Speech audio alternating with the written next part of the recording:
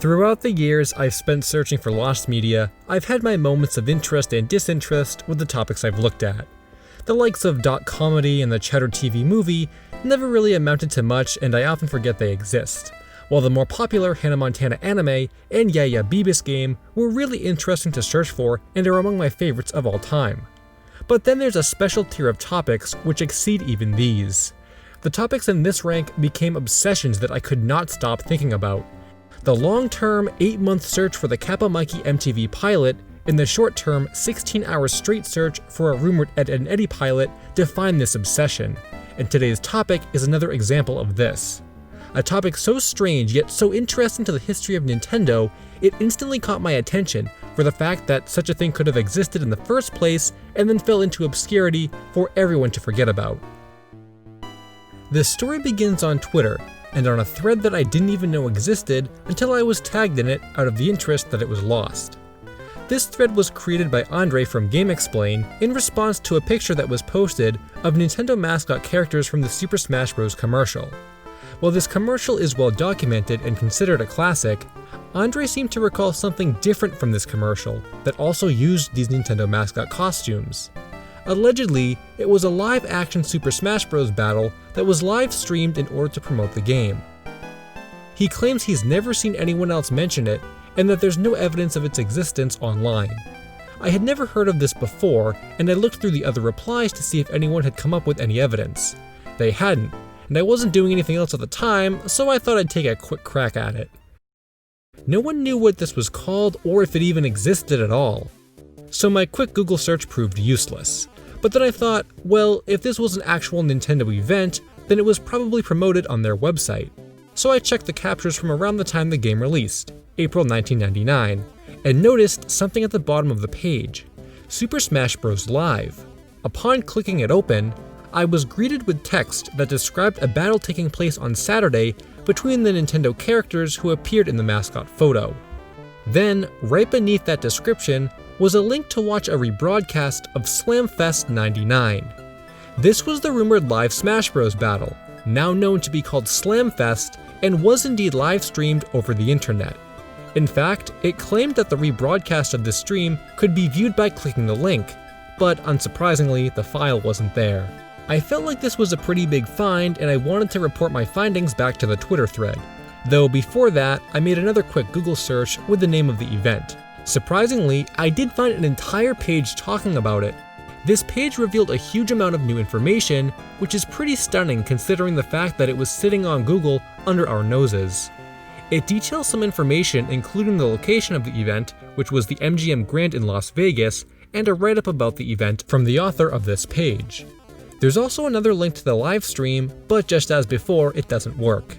However, the most important part of this page are the images it contains, which are many different scenes from the event itself.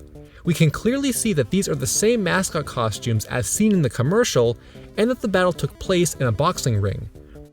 While I was proud of this achievement, it's still far from getting a recording of it, which is what's lost. So I posted the findings to the Twitter thread and had to figure out where to look next. Thankfully, it wasn't too far.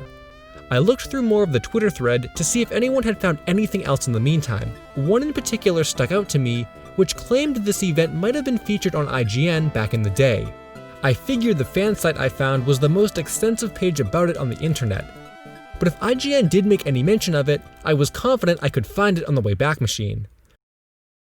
Only a couple years ago, I did go back through dozens of articles in attempts to find one about a mysterious purple Yoshi screenshot, so I applied the same strategy here. We knew the event happened around the time of the game's release, and I knew the way IGN structured their article archives, so within minutes I was able to pull up an article called Nintendo Stages Smashing Fight.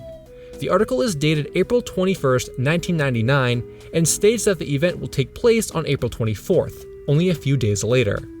It goes on to describe the details of the event, though unfortunately there's not a whole lot of new information here.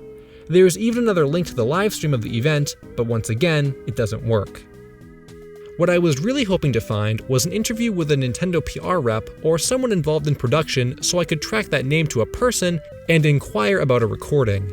But this is all I could find on IGN's site, though it did give me an idea I could implement further. There were a lot of Nintendo fan sites that operated back in the day, some with much more personality and depth than the likes of IGN. So what if there were other fan sites out there who did conduct interviews with the event's producers?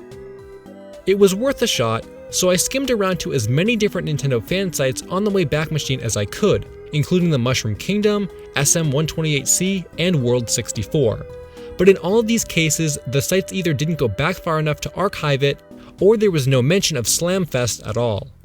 The closest I got was on an IGN spin-off site called Nintendorks, which had an article from April 22nd that detailed the event, but it's another basic overview kind of thing that gave another dead link to the live stream.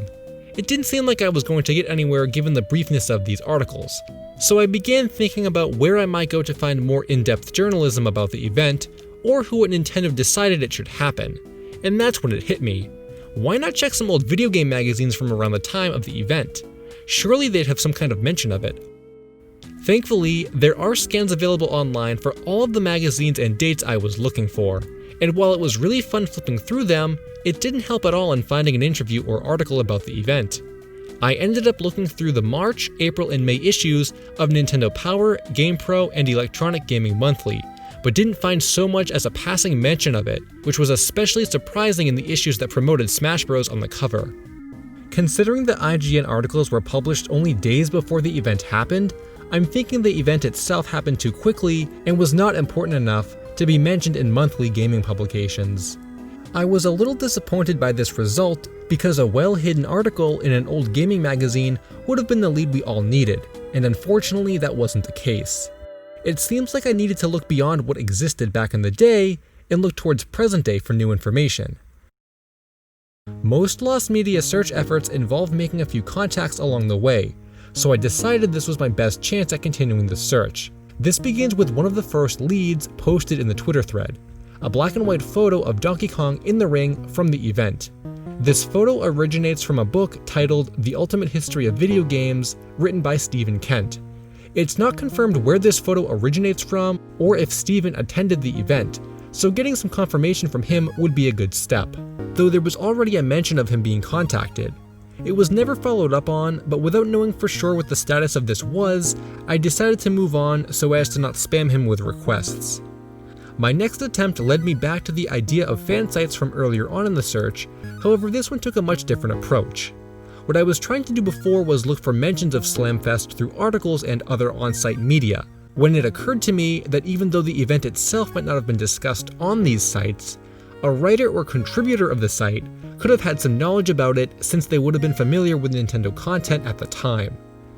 With a little more looking around and going back through some old fan sites I already visited, I came upon the name of Billy Berghammer.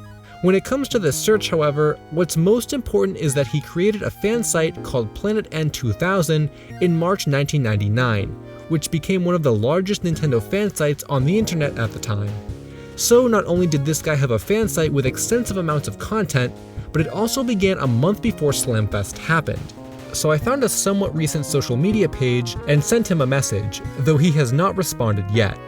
While I was feeling really good about this lead, we know for a fact he didn't help create, produce, or conduct Slamfest. And that meant those people were still out there. I couldn't give up until I could make at least one contact with a Nintendo rep who managed those kinds of PR events at the time.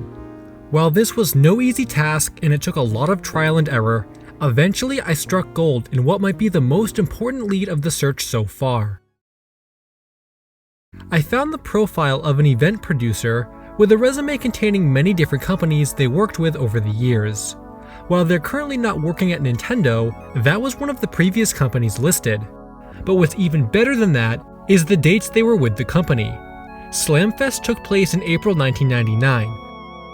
The list states their time with Nintendo was from February 1999 to January 2004, right in the perfect time frame for them to have been involved with Slamfest. What's more is their summary states specifically that they've had the privilege to host experimental events for fans to engage in. I'd say Slamfest was certainly an experimental event. While Slamfest is never mentioned by name on this profile, based on their former position at Nintendo, their time with the company, and pointing out that some events were experimental, I'm convinced this person has direct knowledge of Slamfest and could have a recording of the event. I sent them a message with some details, though they have not replied to me yet. Without the reply though, I'm still confident we can get in contact with this person and that they have information. I can't see anyone else who was brought up in this search having more knowledge or content from Slamfest than someone who, more likely than not, ran the whole thing. It can be difficult waiting for contacts to reply, and sometimes they never reply at all, so we'll have to keep a watch on what happens. This search was really fun though, and I didn't think we'd get so much new information in response to a single tweet. Even though I say this every time I learn about something new from Nintendo, it never ceases to surprise me with how much lost content they really have. Hey guys, I hope you enjoyed the video. Be sure to check out some of my other game-related lost media videos. Thanks for watching, and until next time, Finn.